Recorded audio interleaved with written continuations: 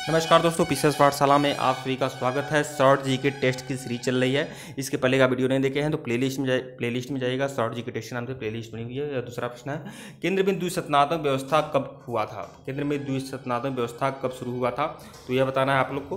तो केंद्र में जो द्विसदनात्मक व्यवस्था लाई गई थी वह 1919 के अधिनियम द्वारा लाई गई थी।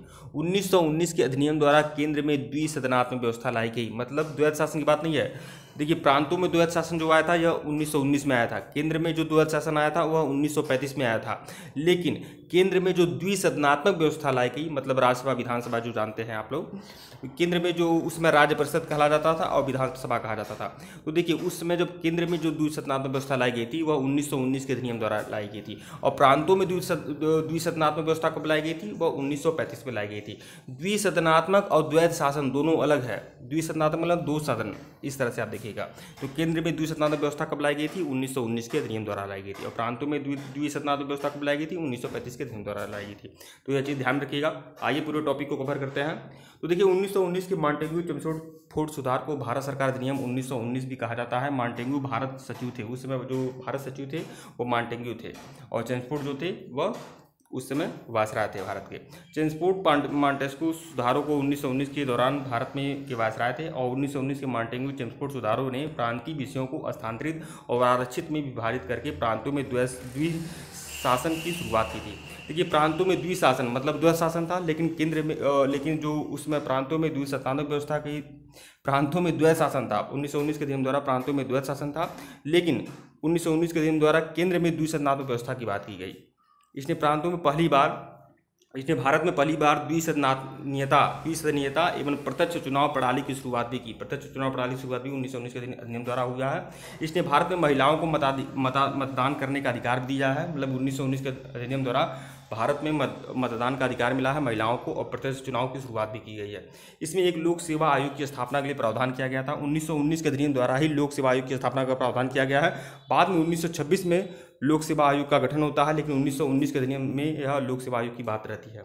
इसमें सिखों, भारतीय ईसाइयों, आंग्ल भारतीयों और यूरोपीय लोगों के लिए अलग निर्वाचन प्रणाली प्रदान की गई, और सांप्रदायिकता प्रतिनिधित्व के सिद्धांत को बढ़ा दिया गया। अब आंग्ल भारतीयों को, यूरोपियों को, ईसाइयों को और सिखों को भी पृथक निर्वाचन पद्धति को स्वीकार किया गया, उन लोगों के लिए भी।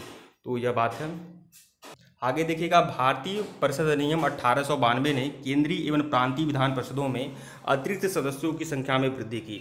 मतलब अतिरिक्त सदस्यों की संख्या में वृद्धि कब हुआ था? भारतीय परिषद अधिनियम 1892 ने केंद्रीय एवं प्रांतीय विधान परिषदों में अतिरिक्त सदस्यों की संख्या में वृद्धि की।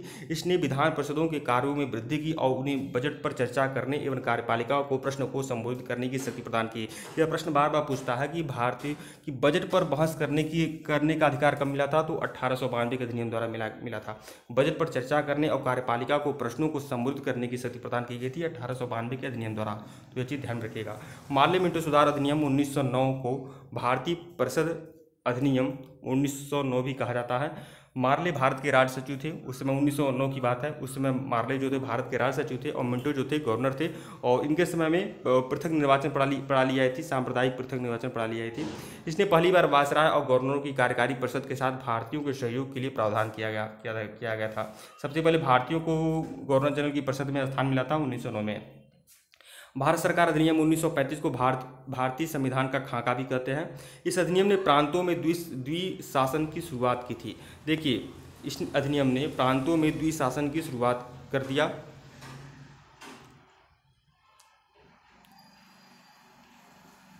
देखिए, इस अधिनियम ने प्रांतों में द्विशासन को समाप्त कर दिया। देखिए, इसने 1935 के अधिनियम ने प्रांतों में द्विशासन को समाप्त कर दिया, मतलब द्वैध शासन प्रांतों में समाप्त हो गया। अब केंद्र में द्वैध शासन आ गया था 1935 के अधिनियम द्वारा।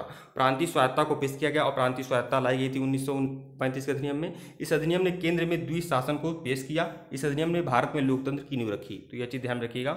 ठीक है दोस्तों, वीडियो को लाइक और चैनल को सब्सक्राइब करिएगा। डिस्क्रिप्शन में लिंक टेलीग्राम का है, टेलीग्राम को बिल्कुल ज्वाइन करिएगा।